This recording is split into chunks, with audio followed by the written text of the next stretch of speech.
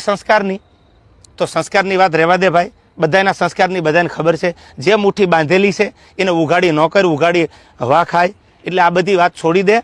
અને રહી વાત છેલ્લી મોરાની, તો તને સ્ટેજ પરથી પણ કીધું હતું કે જેદી મજા આવે ત્યારે મોરે મોરો દેવાની તારી તૈયારી છે, એથી જ આજે મારી તૈયારી છે.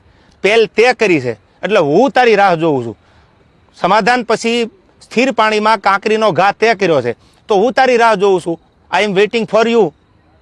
કોઈ લાંબી ચર્ચા કરવાની જરૂર નથી. મેં આની પહેલાંય કીધું હતું ને, હજી કહું છું, ડાયલોગબાજી બંધ કરી દે. તારી રાહે રાહ છે, પહેલ તે કરી છે, મેં નથી કરી. તને જ્યારે મજા આવે ત્યારે મારી ઓફિસ છે ઇસ્કોન આંબલી રોડ ઉપર અમદાવાદ, તો ભલે. બાકી તને મારા બધા એડ્રેસ તારી સાથે જે બેસે છે એ મારી સાથે બેસે છે, એની બધી ખબર છે, પૂછી લેજો. ઓકે. રહી વાત બીજી મઢડાની, કે જ્યારે સમાધાન મને દાદુભાઈ બોલાવ્યો એટલે મેં કીધું કે માના દરબારમાં માથી મોટું મારા માટે કોઈ હોય નહીં. મારા માટે જે કાંઈ છે, હું જેના ઉપર વિશ્વાસ અને શ્રદ્ધા રાખું છું એ સોનબાઈમાનું મંદિર છે. એટલે મેં માફી માંગી લીધી. નો ડાઉટ વાત પૂરી થઈ ગઈ. ત્યાર પછી એવું બોલ્યો કે સમાધાન પછી આ ભાઈએ ચાળા કર્યા છે. એક પણ ચાળાનો વિડીયો બતાવી દે, ઓડિયો બતાવી દે, તો હું માનું કે તું સાચો છો.